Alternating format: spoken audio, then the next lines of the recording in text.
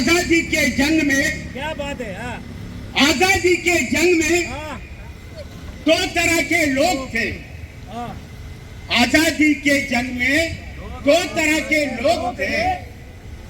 जो मर्द थे वो जंग में गए, जो मर्द थे वो जंग में गए, जो मर्द थे वो जंग में गए, और जो नामर्द थे वो जंग में गए। भारत माता की, भारत माता की।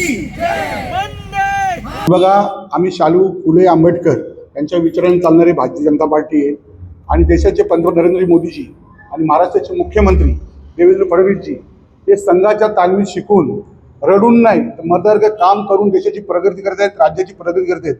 आणि मामा पगारे हे रडका माणूस आहे. तुम्ही बघा, त्याच्यावर केस झाल्यापासून तो त्याच्यावर गुन्हा दाखल होऊ नये म्हणून DCP ऑफिस जाऊन रडण्याचं काम वगैरे करतो, ॲक्टिंग करतो. तो ॲक्टर आहे, त्यामुळे अशा ॲक्टरला आम्ही भाव देत नाही.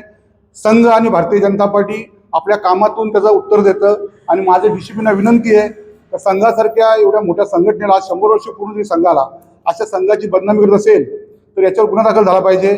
आणि माझे मित्र सचिनजी पोटे साहेब त्यांनी सांगितलं होतं की मान्य नंदूजी परब साहेब आणि संदीप माली हे सगळे गुन्हेगार आहेत. पोटे साहेब, तुमच्या माहिती सांगतो, तुम्ही चांगले मित्र आहात. माझ्यावरती 4-5 वर्षापासून एकही गुन्हा दाखल नाहीये. माझ्यावर असे सर्व गुन्हे माननीय न्यायालयाने ते सर्व खारिज केलेले आहेत आणि याच्यातून मुक्तता केलेली आहे. याच्या पुढे जर कोणी आम्हाला गुंड किंवा इतर काही हेलवलं तर तुमच्यावरती कायदे गुन्हा दाखल करेन.